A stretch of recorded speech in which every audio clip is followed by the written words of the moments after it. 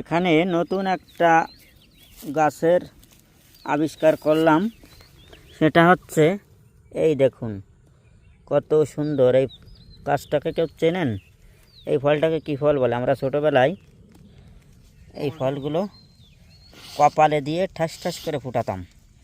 এইখানে ধরে এই যে ফলটা এইভাবে কপালে গুঁতো দিতাম। একে বলে আমরা কপাল টুকাটুকি খেলতাম। এই গাছের বিরল এই গাছটা আমরা এখানে দেখতে পেলাম। এই যে আমি আসলে দেখে এত ভালো লাগতেছে, আমি এটার একটা ছবি তুলি। এই ছবিটা তুলে নিলাম। হ্যাঁ, আসলে অসাধারণ অসাধারণ। আমাদের প্রকৃতিতে ছড়িয়ে ছিটিয়ে আছে অসংখ্য গাছপালা, যা আমাদের জন্য মহান আল্লাহ আমাদের জন্য মানব শরীরে কোনো না কোনো উপকারে কাজে লাগে। হ্যাঁ, এই গাছের ফলের মাঝখানে দেখুন এইখানে আর একটা, এই কত সুন্দর একটা দৃশ্য। আমি একটু জুম করে দেখাই, দেখুন কত সুন্দর।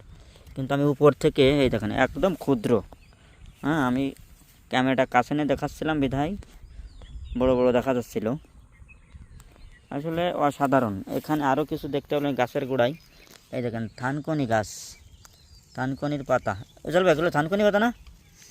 একসময় আমরা ছোটোবেলায় থানকুনি পাতাগুলো রাস্তার আশেপাশে পড়ে দেখতাম, কিন্তু এখন আর পাওয়া যায় না। যা মানুষের শরীরে যে ডায়রিয়া বা পাতলা পায়খানা হলে আমরা ছোটোবেলায় এগুলো তুলে নিয়ে, এই শাকগুলো তুলে নিয়ে ধুয়ে পরবর্তীতে আমরা ভাতের সঙ্গে, গরম ভাতের সঙ্গে খেতাম, অনেক উপকার হতো। তো এইগুলো এখন আর আসলে মানুষ তত একটা গুরুত্ব দেয় না বা পাওয়াও যায় না। এই দেখুন কচুরি পানা, কত সুন্দর একটু জুম করে দেখাই।